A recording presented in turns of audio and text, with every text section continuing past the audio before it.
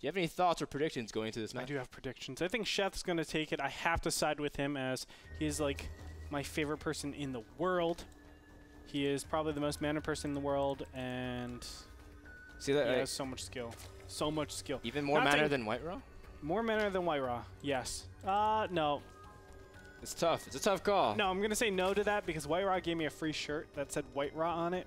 It was awesome.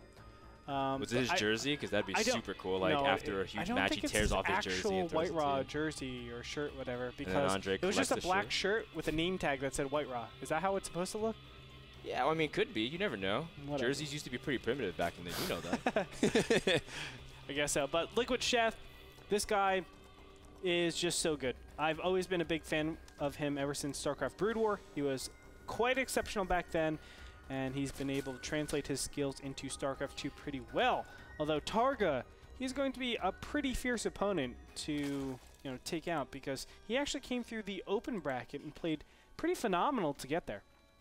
Yeah, so Targa, Targa's win percentage in ZVZ is 50%, right down the middle, so you can't actually say it's a good or bad matchup for him. Still yet to decide, but Sheth has a surprisingly good win rate. He's really 62%. It's actually his best statistical matchup, and he's been on a really hot win streak. He's beaten a lot of people from Onog, of course, where he placed really high up, in IPL4, so Sheth, his ZVZ is looking very strong. Yeah, I love watching Sheth's ZVZ. I always learn a ton. If you watch him on his stream, he streams all the time, and he goes into detail about what he's doing. So, you're able to just get inside the Zerg mind, and hopefully this will be none other than this will be just like it'll be just like every other series. Exactly. Yeah. I understood what you meant. Where we'll learn a ton. That's what I'm saying. That means that we're starting to spend a lot of quality time together, Andre. That I can understand and finish your sentences.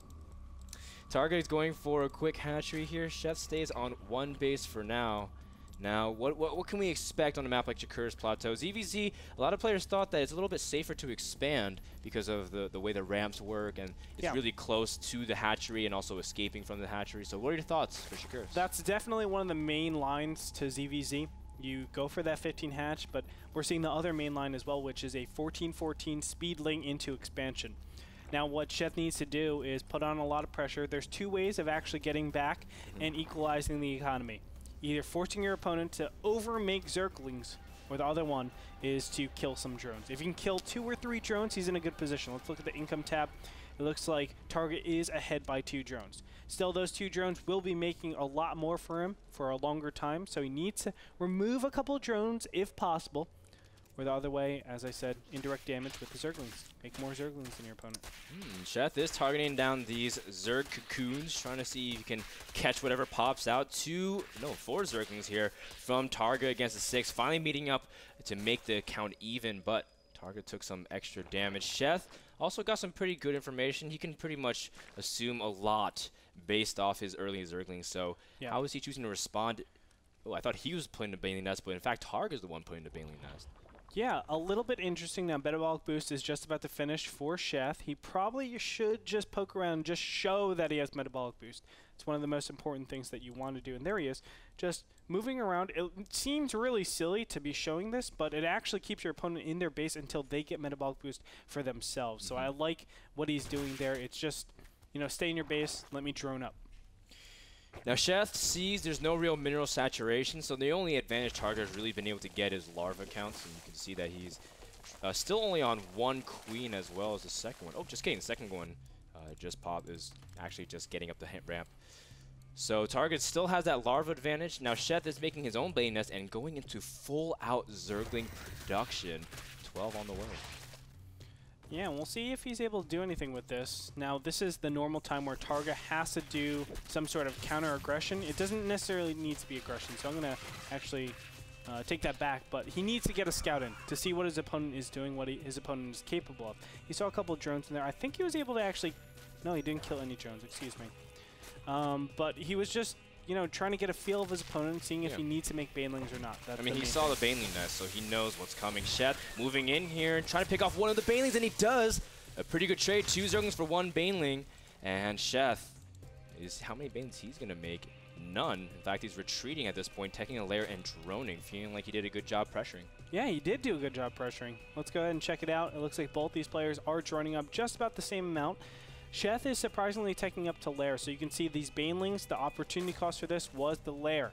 Sheth didn't have to make any banelings at that point in time, so you can see he's been a little bit delayed in getting them, but he has a faster lair. What does he actually do with it? Well, you can go into Spire Tech, you can go into Centrifugal Hooks, which is probably not as common, but also you can go into Glue Reconstitution. Based on the fact that we don't see a Roach Warren up just yet, I'm thinking it will be a Spire Tech. Yeah, and you know, those small things that Sheth did, like he picked off a couple banelings, which gives him a little bit of a gas advantage, so he doesn't have to waste any of his banelings or units accordingly. And Targa, he's moving out, sees a lot of Zerglings here, so he has to retreat. And Sheth still has that huge tech advantage. That lair's about to finish. And I'm curious what he's going to choose here. Now, there's a lot of flexibility, but we have a Spire that's on the way. The main reason I didn't say Infestors, although it is possible, the main reason why I didn't say it is because if you're going Infestors, you need to get your Zerglings to be a little bit stronger. You need to get an Evolution Chamber out, at least one. And we didn't see that just yet. Now, Sheth has to prepare for this. A lot of units are incoming, and you can see in the unit counting station, just about 20 Zerglings underway. Sheth is up 12 drones. Oh, the Zergling's not paying attention. That was 1 for 6. And Targa now sending one sniper assassin Zergling, but he failed his mission very, very hard. Oh my goodness. 16 banelings are on the way here for Targa. And Sheth tries to see if he can explode 2 of those banelings to trade very well, but he actually retreats immediately. Now Targa, this is very risky. The banelings can go and trade immediately. And how is Sheth going to hold this off? Sheth should just go. Oh my god. That is a ton of banelings that he just killed there, but unfortunately for Sheth, he actually lost a lot of banelings for himself. And it's just baneling trades all over the place, but he does connect with some of the drones. A lot of drones go down here. Actually, only 5 went down, but the question is, can these 2 banelings also follow up? There's a lot weak still, and Sheth, at the very end of it, lost only 7 drones. Wow. And he still stays up in the drone count. Sheth did lose one of his queens that was at the bottom of the ramp, putting him down to just 1, so he will start falling behind in larva count. And the other queen is very vulnerable. Sheth is remaking that spine crawler. Targa is not done with his aggression yet. He's going to streamline his Zerglings in, but for now, looks like Sheth could have he reduced the amount of damage that I expected him to take. Big problem is Targa doesn't have a follow-up to this. He's pretty all-in with this. The Spire is already finished. Muta's on the way. Now he can slowly inch out the Muta count. He doesn't have to get them all at once, which is something that we normally see. The main reason for that is because he can just defend. He knows his opponent is throwing all of his gas into this attack, and that's it. So I love what Sheth is doing at this point. He needs to save that one queen. It does drop, and the spine, of course, it's exploding next to the spine collar, so that's taking a lot of damage. The Mutalisks do arrive, and he's trying to spread out his units accordingly. Targa, his banelings are getting less and less effective, although 2 managed to get to the middle line and snipe a few more drones, but it's only been 2-3 drones at a time, and Targa's not really able to follow up with his aggression.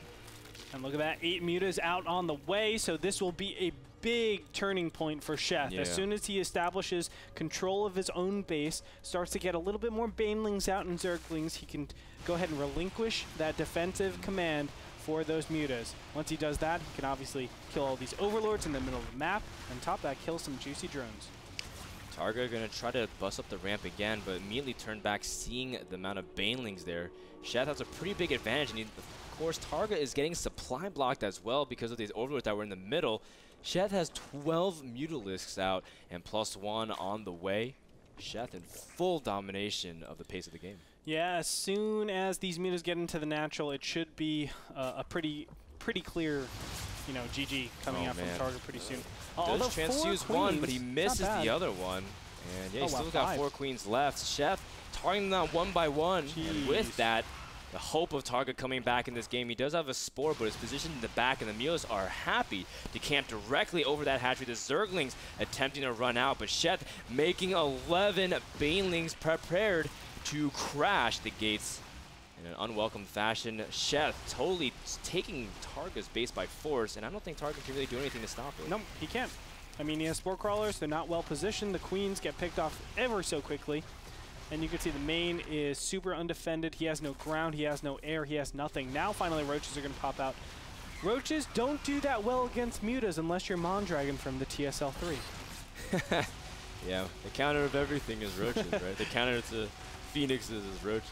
Yeah, man, that was sick. That was really, really cool, but it's been a while since we've seen that. Sheth looks like he's cleaning out Targa. His hatchery is left to bleed, which is actually quite backwards logic because that's how they actually regenerate health, right? When you leave a hatchery to bleed, that's how it stays alive. Yeah, that's kind of funny how Zerg works, right? Anyway, these banelings great shots. Do it. There it is, ladies and gentlemen. GG comes out from Targa, and we have ourselves the first winner. Sheth is going to take it 1-0.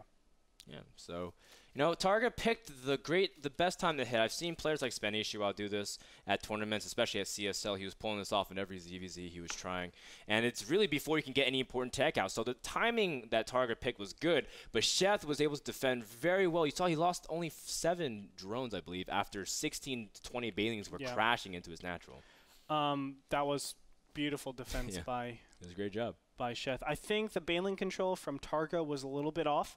He had a lot of his banelings grouped up too much. You know, send them in waves of 2, 2, 2, but consistently fast, but send them in waves. The way he sent them in, it was just like, clumped, they were clumped together. There was a lot of times when, you know, 5 banelings were trading on a queen. It's just not what you want to do.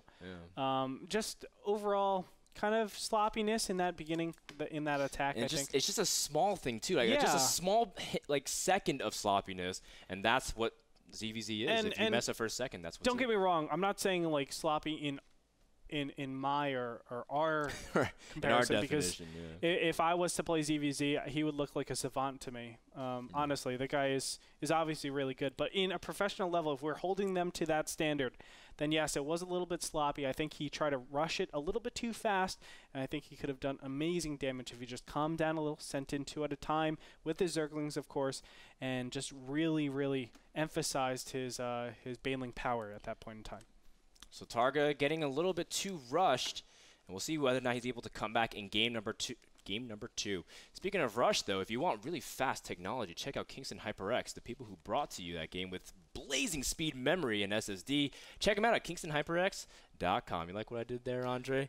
We'll be back with game number 2. We'll see what map Targa chooses, or will Sheth take it 2-0? Find out after this commercial.